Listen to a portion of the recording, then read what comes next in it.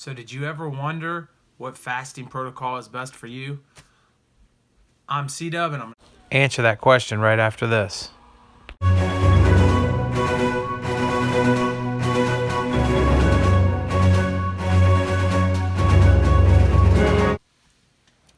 So there's several different kinds of fasting and several different ways that you can get your fasting going and fit it into your lifestyle. And I think that's the most important part of this. I think everybody has a different approach to what they need to do to be able to be successful when fasting. So here's a couple of different ways that you can do it. The standard method, or the method that I would say most people use, is called a 16 and 8. So you're going to be fasting for 16 hours of the day, and you're going to be eating for 8 hours of the day. I think this is the place where most people start. I think that it's a very effective, very good situation, but it is the bare minimum of where you can be to get some benefits from the fasting that are a little bit more than just body fat. And I think that that's important to know and understand. So if you're looking at doing a 16 and 8, you just got to basically stop eating for an 8-hour period of the day. I mean, a 16-hour period of the day. So if you're thinking about that, in terms of where that fits into your life, you can adjust it in any way. You can skip breakfast, and you can go eat like around 10 to 6. You could do noon to 8. It really doesn't matter. You can shift that window however it is and however it fits best into your lifestyle and your way to go. Just remember avoiding all calories together during that fasting window, including putting sugar in your coffee or sugar in your tea, those kinds of things. You can't have coffee and tea, but with no sugar at all. So I think that's where a lot of people start. And I think another option is called the 5-2 method. And basically where a 5-2 method of fasting is you eat standard way, the way that you normally would, for 5 days of the week. And then for 2 days, you're going to not eat at all. Some people say 500 calories, but that doesn't make any sense to me personally. Because you're going to those 500 calories are going to stop your fast during that day, and they're going to cut your benefits out of it. So I think the best way to go, the best way to handle that situation is nothing at all for 2 of the days. So let's say Monday you don't eat at all. So you eat it, let's say your last meal at 6 o'clock on Sunday night. You would not eat again until until Tuesday at 6, or Tuesday whenever you want to start your regular day, Tuesday morning. And then by skipping that whole day of eating on Monday, you have given yourself a entire fast day where you've done nothing but burn calories for the entire day without intaking any calories. So if you burn 3,000 calories in a day, you just burnt 1 whole pound of fat during the time that you fasted.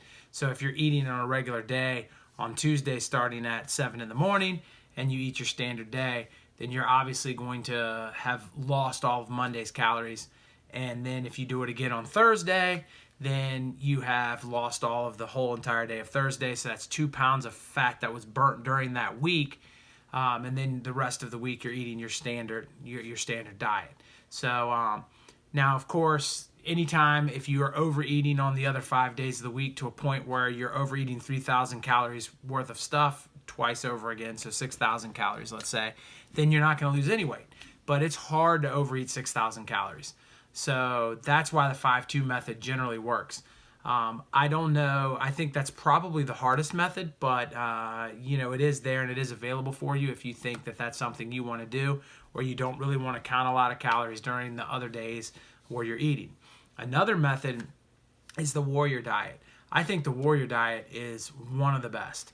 I think when you're looking at what the warrior diet is it's 20 hours of fasting, 4 hours of eating. So let's say you fast until noon and you eat until 4. So, or you fast until 2 and you eat until 6. So I did the warrior diet for a long time in my journey, and I think the warrior diet is really good because it gives you a chance, especially for you people that have a hard time eating all of their calories in one sitting.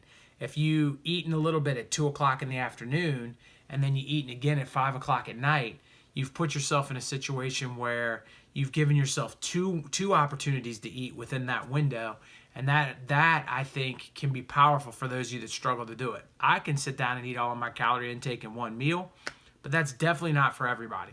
So the warrior diet is something that I think is very effective, because that extra 4 hours of fasting that you gets you into a little bit of the autophagy. It gets you into a little bit of the benefits that you need from fasting. So I highly recommend the warrior diet. I think it's the way to go. Also, my wife, which started out as a 16-8, naturally adjusted herself into the warrior diet.